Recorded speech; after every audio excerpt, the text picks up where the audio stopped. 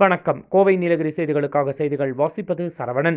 தமிழ்நாடு மாசு கட்டுப்பாட்டு வாரியத்தின் சார்பில் நீலகிரி மாவட்டத்தில் பிளாஸ்டிக் பொருட்களை பயன்படுத்தக்கூடாது எனவும் மீண்டும் மஞ்சப்பை பயன்படுத்த பொதுமக்களிடையே விழிப்புணர்வை ஏற்படுத்தும் வகையில் பைக் மின்சார இருசக்கர வாகனத்தினை மாவட்ட ஆட்சித்தலைவர் லட்சுமி பவ்யா தண்ணீர் கொடியசைத்து துவக்கி வைத்தார்.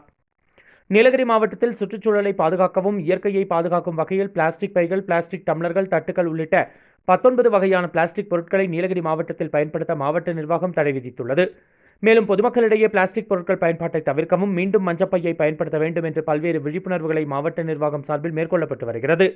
இந்நிலையில் இன்று உதகை மாவட்ட ஆட்சியர் அலுவலக வளாகத்தில் தமிழ்நாடு மாசு கட்டுப்பாட்டு வாரியத்தின் சார்பில் பிளாஸ்டிக் பொருட்களை பயன்படுத்தக்கூடாது எனவும் மீண்டும் மஞ்சப்பையை பயன்படுத்த வேண்டும் என்று பொதுமக்களிடையே விழிப்புணர்வை ஏற்படுத்தும் வகையில் 7 மின்சார இருசக்கர வாகனத்தினை மாவட்ட ஆட்சித்தலைவர் லட்சுமி பவ்யா தண்ணீர் கொடியசைத்து துவக்கி வைத்தார். கோவை நீலகிரி செய்திகளுக்காக எமது சிறப்பு செய்தி ஆசிரியர் தமிழ் வெங்கடேசன்.